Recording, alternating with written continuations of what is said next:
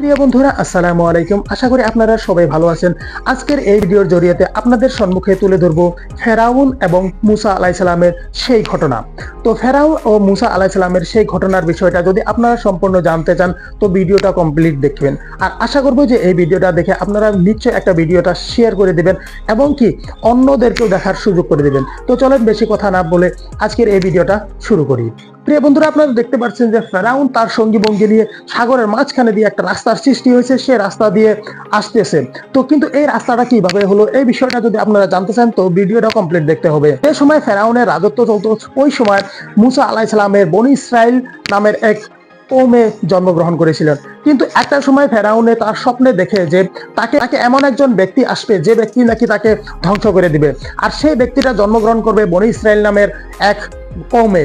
তো তখন ফেরাউনে তার সমস্ত সঙ্গীকে বলল, ওই সময়ে বনি ইসরাইলের ঘরে যত ছেলে সন্তান হবো সমস্ত ছেলে সন্তানকে মেরে ফেলার একটা আদেশ ফেরাউনে। এই সময় বনি ইসরাইলের ঘরে এক মার কোলে জন্মগ্রহণ করে মুসা আলাইহিসসালাম। তখনকার মুসা আলাইহিসসালামকে আল্লাহর হুকুম মতে, তো মুসাকে এক বাক্স ভরে আল্লাহর হুকুম মতে পানিতে ভাসিয়ে দেওয়া হয় এবং কি ভেসে ভেসে ভেসে ভেসে ফেরাউনের ঘরের সম্মুখে যে সঙ্গী বঙ্গী আছে সেই সঙ্গী বঙ্গীগুলো সে বাক্স থেকে ছেলেটাকে নিয়ে ফেরাউনের রাজ দরবারে উপস্থিত হয় এবং কি ফেরাউনের যে স্ত্রী ছিলেন সে স্ত্রী তাকে মানে গ্রহণ করে নেয় এবং কি মা যাতে এই ছেলেটাকে মারা সিদ্ধান্ত বাতিল করে এবং কি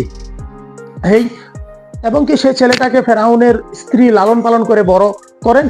একটা সময় যখন ফেরাউনে বুঝতে পারে যে ছেলেটাকে ফেরাউনের স্ত্রী লালন পালন করে বড় করেছে সে হয়েছে মুসা আলাইহিসসালাম।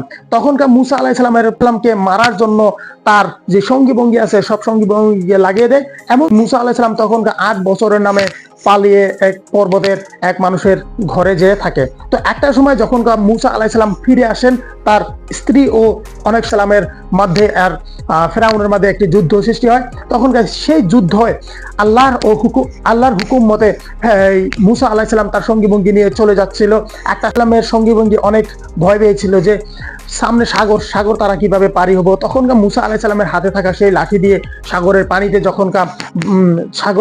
যখন একটা ছোট করে বাড়ি দেয় তো সেই সময় সাগরটা এটা একটা রাস্তার সৃষ্টি হয়ে যায় এবং কি সেই রাস্তা দিয়ে মুসা আলাইহিসসালাম আর তার সঙ্গীরা পার হয়ে যায়। আর তার পাশে পাশেই চলে আসে ফেরাউন ও তার সঙ্গী বঙ্গীরা। আর সঙ্গী বঙ্গীরা যখন আধা রাস্তায় আসে, আধা রাস্তা আসার লগে লগে আল্লাহর হুকুম মতে সেই পানিগুলো ফেরাউন ও তার সঙ্গী বঙ্গীকে আল্লাহর হুকুম মতে সেই সাগরের পানি ডুবিয়ে দেয় এবং কি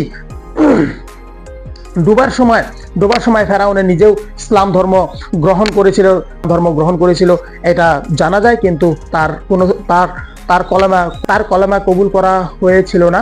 তো তখনকার ফেরাউনে সেই সমুদ্রতেই মৃত্যুবরণ করে।